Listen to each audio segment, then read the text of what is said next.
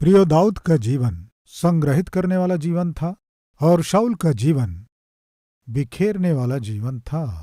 शाऊल अशुद्ध आत्मा की अगुवाई में चल रहा था और दाऊद परमेश्वर की अगुवाई में चल रहा था। शाऊल अपवित्र आत्मा की अगुवाई में चल रहा था और दाऊद परमेश्वर की आत्मा की अगुवाई में चल रहा था। फिर से कह रहा हूं, बिखेरने का स्वभाव शैतान के लोगों का होता है। बिखेरिए मत, आपकी आत्मिकता को मत बिगाड़िए, आपके परिवार की व्यवस्था को मत बिगाड़िए, आपकी नौकरी को मत बिगाड़िए, आपके साथ जो आत्मिक लोग हैं उन्हें दूर मत कीजिए।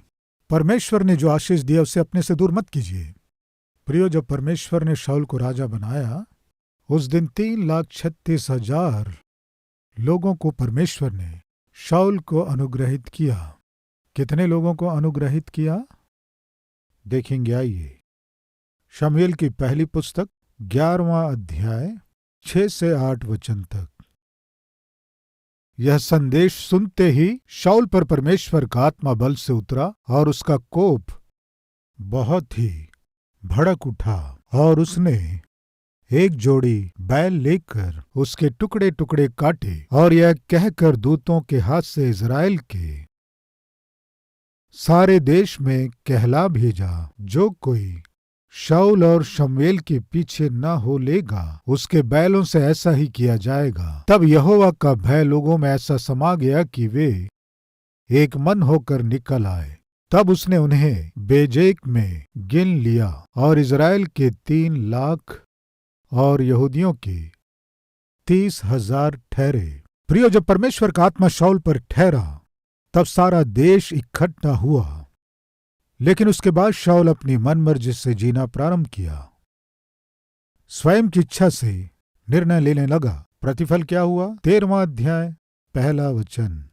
शाऊल 30 वर्ष का होकर राज्य करने लगा और उसने इज़राइलियों पर 2 वर्ष तक राज्य किया। इज़राइलियों में से 3,000 पुरुषों को अपने लिए चुन लिया। कितने लोगों को? 3,000 लोगों को। इससे पहले कितने थे? 3,30,000 लोग। अभी वे 3,000 रह गए। 15वें वचन को देखिए। तब शमूएल चल निकला और गिलगाल से बिन्यामीन के गीबा को गया और शाऊल ने अपने साथ के लोगों को गिनकर कोई 600 पाए। बताइए, शाऊल यहां क्या कर रहा है? लोगों को खो रहा है। वो अपनी ताकत को और अपने लोगों को खो रहा है। प्रिय भाइयों और बहनों, इस संसार में धन कमाने से बढ़कर अपने प्रेम करने वालों को कमाना महान है। जो हमसे प्रेम से बात करते हैं उन्हें कमाना महान है। दाऊद उन्हें ही कमा रहा था। जब वो शासन करने के लिए आया, यहूदा के लोग भागते हुए दाऊद के पास आए। दाऊद हेब्रोन में कदम रखा कि नहीं, लोग भागते हुए दाऊद के पास आए। दाऊद, दाऊद, तुम यहां से जब चले गए देश पर बहुत मुसीबतें आई। फलिस्ती आकर देश को अपने अधीन करने की कोशिश किए। दाऊद इस तरह कहने लगे। प्रिय भाई और बहनों, जहां आप नौकरी करते हैं, आप अपने नौकरी में गए, ऑफिस में गए समझो। आपके ऑफिस में काम करने वाले कोई आकर आपसे हाथ मिलाकर क्या कहना है? गुड मॉर्निंग कहकर हाथ मिलाना है। आप अच्छे हैं? इस तरह पूछना है। आप ऑफिस में कदम रखे कि नहीं? अरे, ये दुष्ट फिर से आ गया। कौन? ये दुष्ट फिर कैसे आ गया? 2-3 दिन छुट्टी पे था, हम सोचे चला गया। गया नहीं, ये दुष्ट फिर से आ गया। फिर से आ गया। यानी इस तरह वे लोग क्यों कह रहे हैं? क्योंकि ये स्वयं काम नहीं करता और दूसरे को काम करने नहीं देता है। मान लीजिए, यदि आपको किसी शादी में या किसी फंक्शन में कोई निमंत्रण दिया, आप शादी में या फंक्शन में गए, तब आपको देखकर बहुत खुश होना है, आपके रिश्तेदार खुश होना है, आपके लोग खुश होना है। आपके आने से हमें बहुत खुशी हुई, इस तरह वे आनंदित होना है। उतना ही आपको देखते ही तुरंत ये क्यों आ गई यहां? ये अपना मुंह खोलती है तो मन मर्जी से बोलती है, बड़ा छोटा देखती नहीं, बोलती है। जब कुछ लोग मिलकर खुशी की बातें करते हैं, बीच में आकर कोई बुरी खबर सुनाकर जाती है। ये यहां क्यों आ गई? पिछली शादी में गड़बड़ करके गई, वो दोनों परिवारों के बीच लड़ाई करवा दी, आग लगाकर चली गई। ये यहां क्यों आ गई? पता नहीं किस घर में लड़ाई करवाएगी। ये है क्या आपका स्वभाव? नहीं प्रियो, प्रभु ने हमें इस संसार में क्या कहा है जानते हैं? तुम इस जगत के ज्योति हो कहा। दूसरे स्थान में कहा तुम जगत के नमक हो, इस तरह भी कहा। हम कौन हैं जगत के? नमक हैं। चिकन करी हो, मटन करी हो या फिर फिश करी हो सकता है, कोई भी करी हो, उस करी में आपको नमक दिखाई देता है क्या? दिखाई देता है? नहीं दिखाई देता। मुंह में रखने के बाद मालूम चलता है असली में नमक है कि नहीं। वो दिखाई नहीं देता है, लेकिन यदि वो नहीं होने से स्वादिष्ट होना असंभव है। नमक के बिना कोई भी करी स्वादिष्ट नहीं हो सकता। आपको कैसे होना जानते हैं? मान लीजिए यदि आप किसी फंक्शन में गए, वहां जल्दबाजी से, हड़बड़ी से, गड़बड़ी फैलाने वाले के समान रहने के लिए नहीं। अगर आप ना जाएं तो बहुत से लोग आपके विषय में इंक्वायरी करना, पूछना है, वो नहीं आए क्या? वो नहीं आई क्या? क्यों नहीं आई?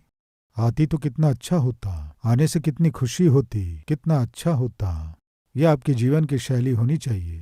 नौकरी करने के स्थान में आप नहीं जाने से ऑफिस में क्या हुआ, क्यों नहीं आया, लोग कह सके, ऐसा होने से कितना अच्छा होगा। आपकी अनुपस्थिति आपके साथ के लोग जान पाना है। आप आए कोई ध्यान नहीं दे रहा है, नहीं आए कोई ध्यान नहीं दे रहा है। असली में आप जीवित हैं या गए ध्यान नहीं दे रहे हैं, इसका अर्थ जानते हैं? आप स्वाद रहित मनुष्य हैं। प्रियो दाऊद हेब्रोन में कदम रखा कि नहीं? सारे लोग आ गए प्रियो। यह है दाऊद का कमाया गया प्रेम। और इस शाऊल को यदि हम जांचे तो हमें क्या दिखाई देता है? शाऊल के पास एक समय 3 लाख लोग थे, वे 30,000 हो गए, फिर कम होते होते 600 हो गए और मरने तक उसके साथ एक भी व्यक्ति नहीं था।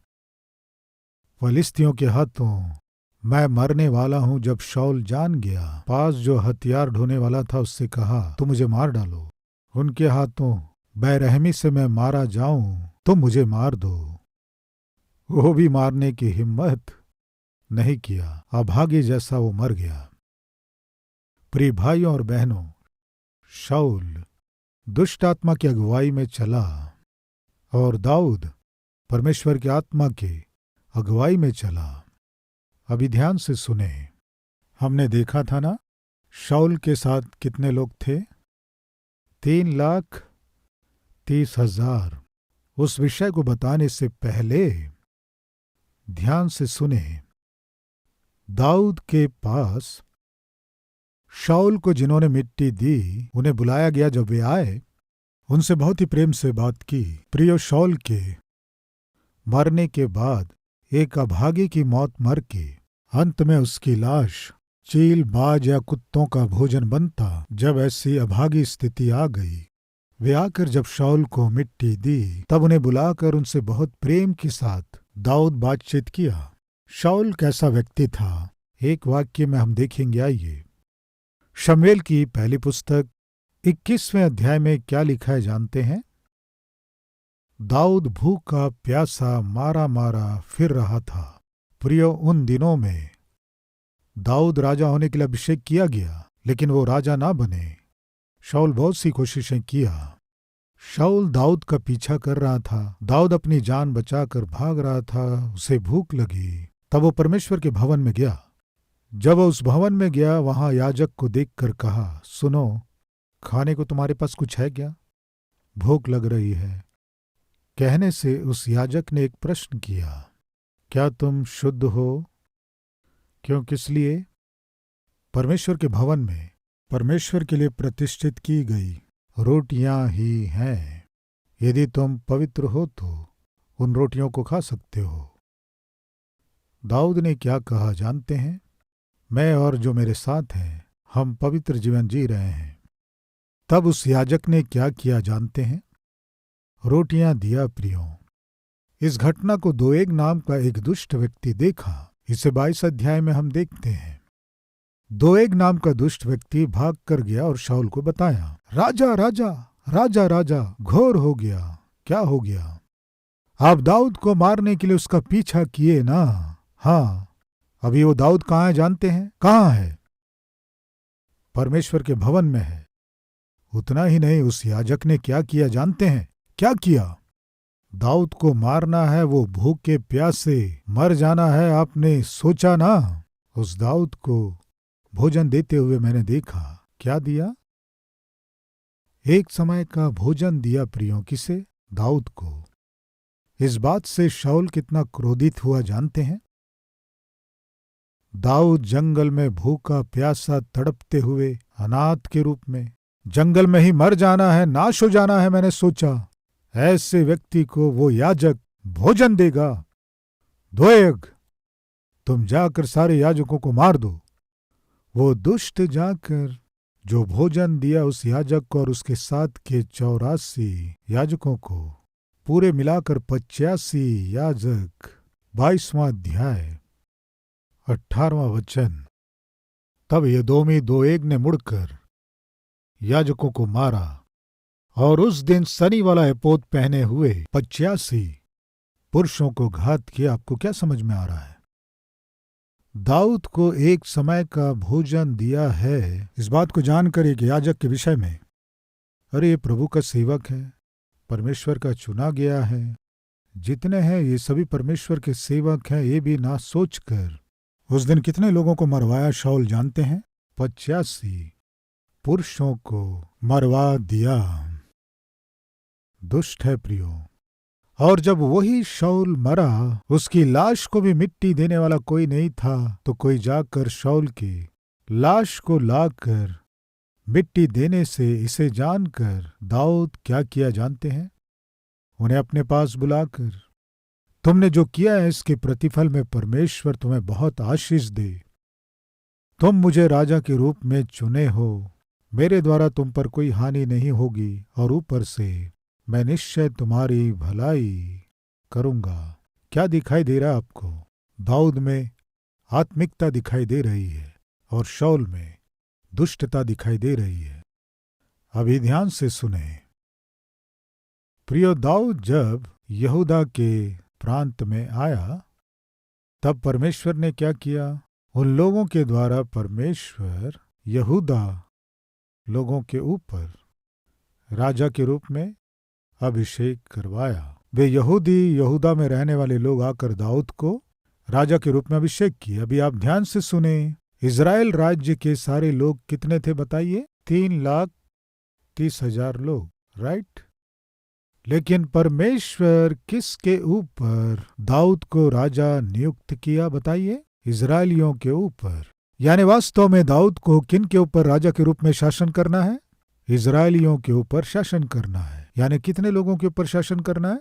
3,30,000 लोगों के ऊपर शासन करना है। लेकिन परमेश्वर के द्वारा दाऊद को आशीष देने का जब वो दिन आया, किससे प्रारंभ किया जानते हैं?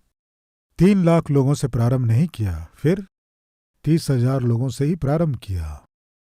दाऊद, इजराइलियों के ऊपर तुम्हें राजा नियुक्त किया हूं, लेकिन सबसे पहले तुम 30,000 लोगों के ऊपर शासन प्रारंभ करो।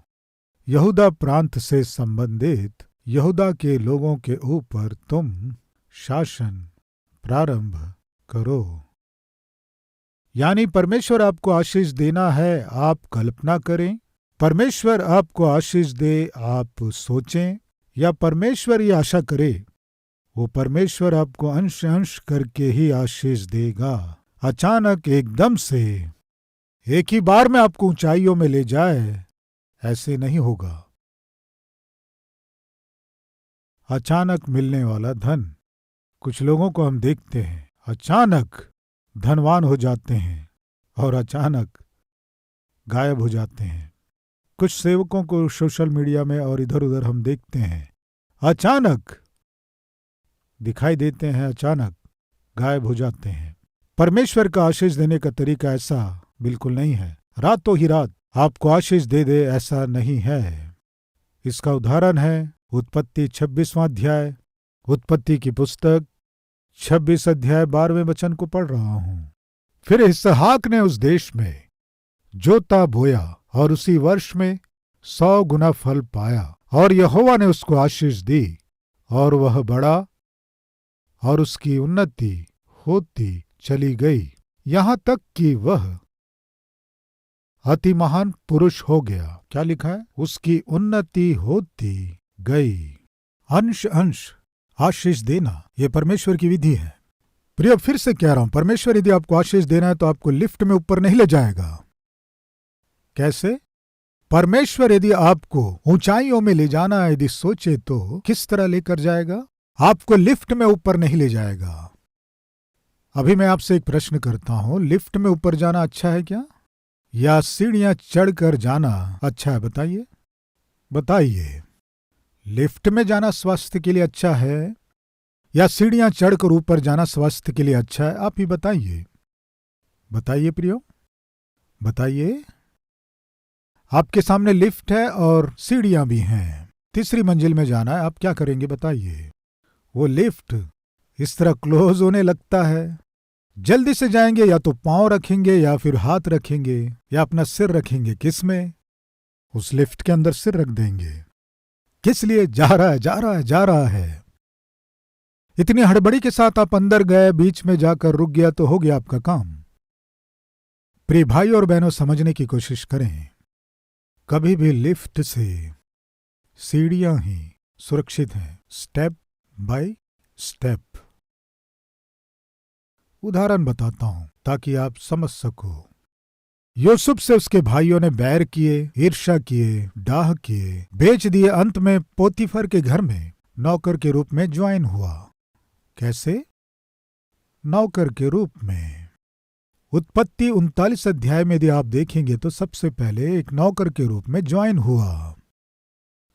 यूसुफ के स्वामी ने देखा कि यहोवा उसके संग रहता है, उसे अपने पास एक काम वाले के रूप में रखा।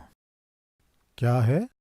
पहले वो अपने घर में एक नौकर के रूप में रखा, और अभी यूसुफ के संग यहोवा रहता है ये जानकर उसके पास सेवा करने वाले के रूप में यूसुफ को पोतीफर ने रखा। अभी उसे प्रमोशन मिला कि नहीं? शुरू में क्या था? घर में नौकर था, और अभी पोतीफर का पर्सनल असिस्टेंट के रूप में रहने लगा।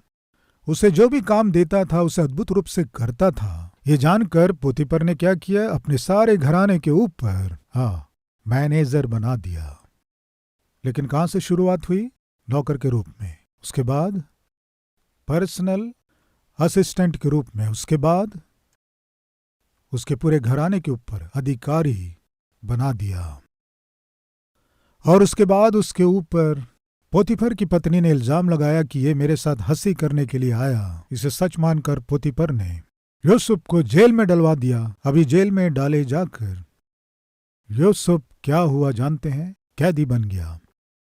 जेल में जब कैदी के रूप में था, बाइबल बताती है यहोवा यूसुफ के संग था।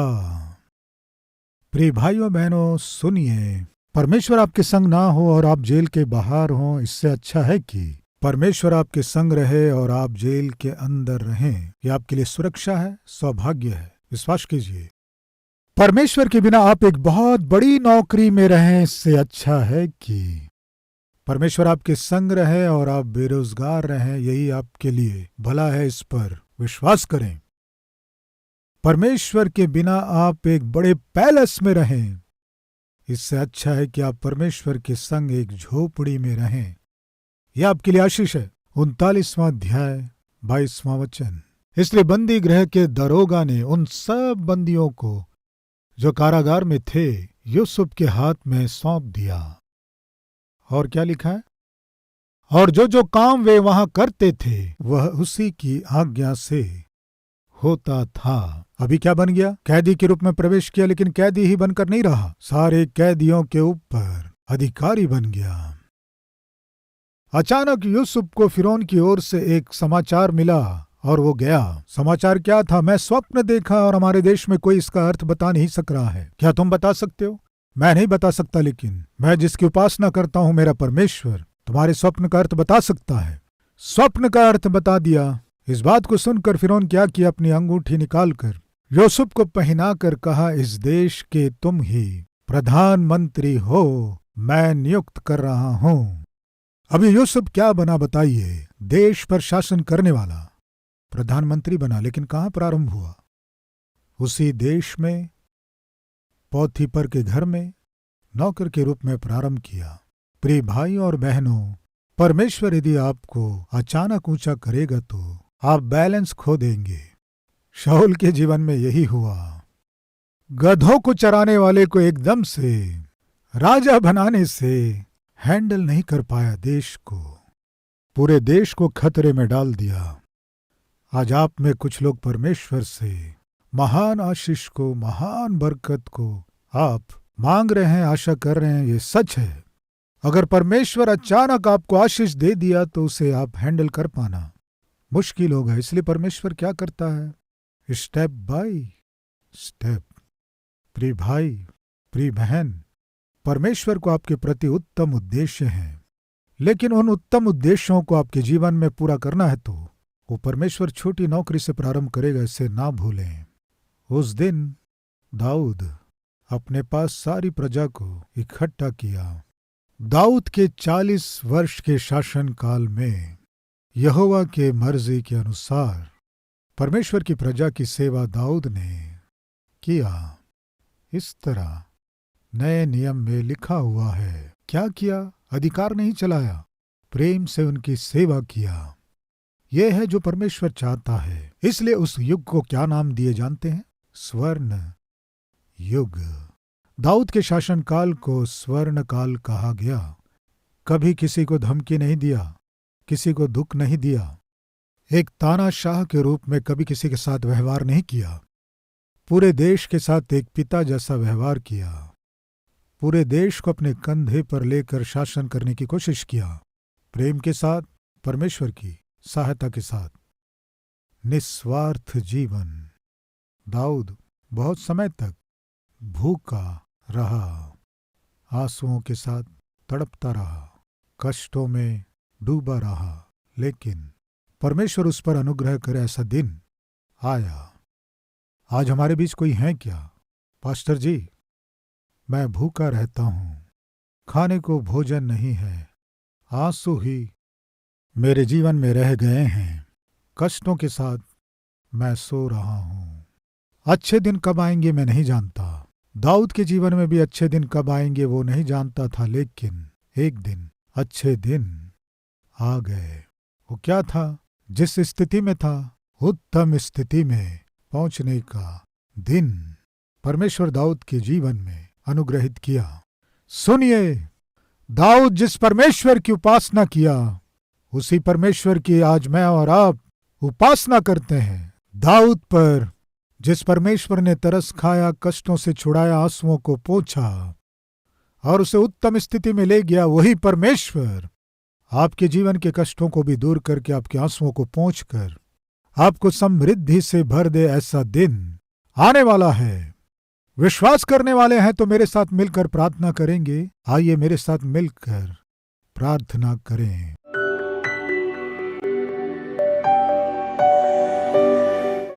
महान पवित्र प्रेमी परमेश्वर पिता, बहुत ही सीधे और स्पष्ट आप हमसे बात की। आपके चुने गए दाऊद के जीवन से हमें बहुत से पाठों को आप सिखा रहे हैं, और शाऊल जो आपको छोड़ दिया उसके द्वारा हमें बहुत सी चेतावनियों को दे रहे हैं। बोया गया ये वचन हमारे जीवन में फलवंत होकर हम फलवंत जीवन जी सकें, सहायता कीजिए पिता। निश्चय हमारे जीवन में अच्छे दिन आएंगे। निश्चय आपने जो हमारे लिए उत्तम भविष्य को रखे हैं उसे हम देखेंगे। उसे देखने से पहले आप हमें अंश अंश करके आशीष देना है, आप आशा कर रहे हैं। जब हम आपके काम को, प्रक्रिया को प्रारंभ करते हैं, तब यदि बेपरवाह होकर बैठेंगे तो नुकसान उठाएंगे। तेरी इच्छा के अधीन होकर आपकी आशा के अनुसार छोटी छोटी कोशिशों के साथ ही हम ऊंचे स्थिति में जा सके अनुग्रह कीजिए। अचानक मिलने वाला धन हमें नहीं चाहिए पिता। यदि अचानक हम उन्नति करेंगे तो स्थिर नहीं रह पाएंगे, बैलेंस नहीं कर पाएंगे।